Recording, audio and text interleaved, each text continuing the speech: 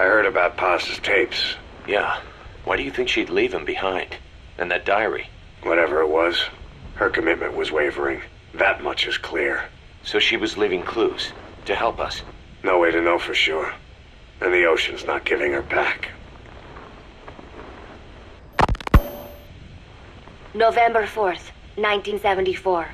At the outskirts of Barranquilla, Colombia. Contact with Big Boss successful. Zadornov posed as my professor, but Big Boss took one look and knew he was KGB. However, he does not seem to suspect me. To him, I am just a peace-loving student, and another victim of the CIA. We asked him to drive the CIA out of Costa Rica. To him, this means betraying his country.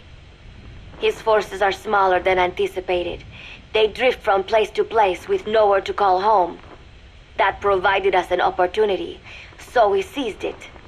Zadornov offered them a plant off the Costa Rican coast to use as a base. As expected, Miller jumped at the chance. Although initially reluctant, Big Boss came around when Zadornov played him the tape. All because the voice on it sounded like his mentor, the boss. Naked Snake, the man who once saved the world from the brink of nuclear war. Awarded the title of Big Boss for his service. He later became a mercenary, abandoning both his title and his country. To him, that honor was steeped in the blood of the boss, the mentor he was forced to eliminate. Exceptionally charismatic, he possesses unparalleled combat and intelligence-gathering abilities. His only discernible weakness is her. This operation hinges on how effectively we can exploit that. Kazuhira Miller is Big Boss's lieutenant. Half Japanese, half American. He once served in Japan's self-defense force. Though he and Snake first met as enemies, they discovered a common bond and together built their private army, with Miller directing business and administrative affairs. He comes off as shallow, but his true intent is hard to read. I must be careful. All that is clear is his infatuation with Big Boss. With East and West fighting over its control, Central America is now the most contested region on Earth. CIA Central American Station Chief Coldman has developed Peace Walker, a fully AI-automated, fail-deadly nuclear launch system with which he aims to reignite the Cold War. Snake's new objective in Costa Rica is to prevent that.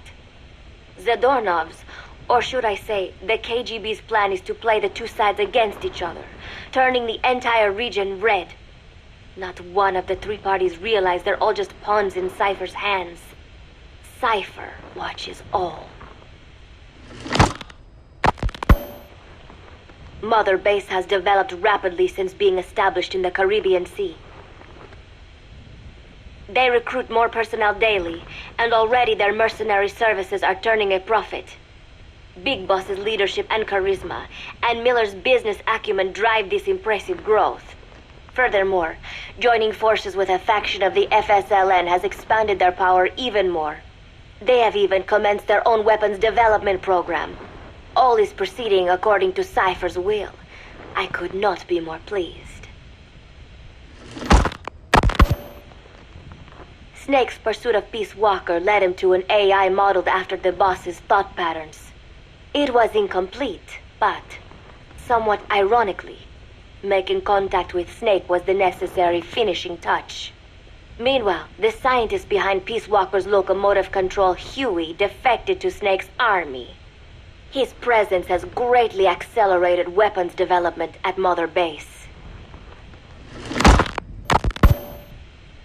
I failed to anticipate Coldman's madness, but nuclear war was averted. However, this was only after the boss AI on board Peace Walker sank itself to the bottom of the lake, in what could be likened to suicide. The boss laid down her gun, choosing to sing for peace instead, and Snake, himself a gun, parted ways with her. In doing so, he reclaimed the title he once abandoned. He is Big Boss. Zadornov has been detained. Since this leaves my cover identity without a guardian, the Mother Base staff has taken me in. I am now better placed than ever to monitor their internal affairs. Everything continues to unfold according to plan. The developer of the boss AI, Dr. Strangelove, has also come to Mother Base.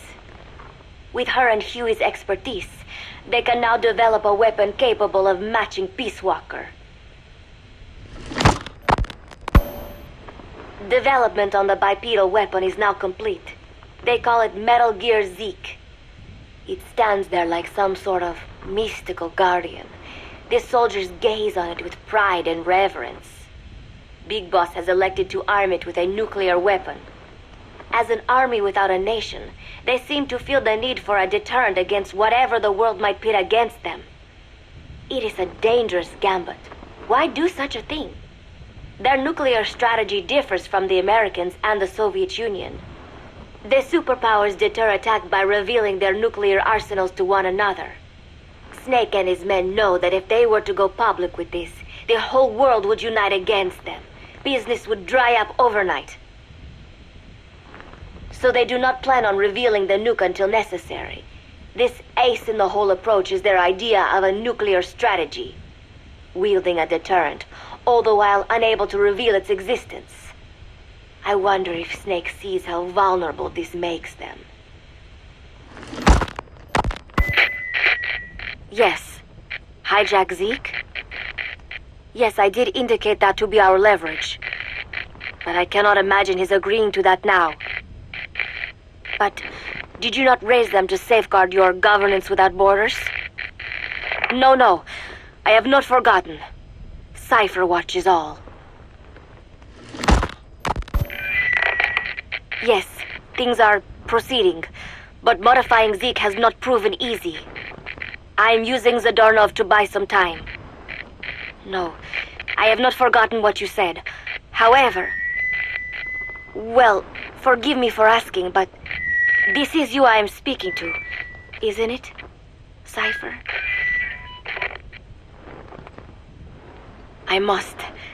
I will fight Big Boss.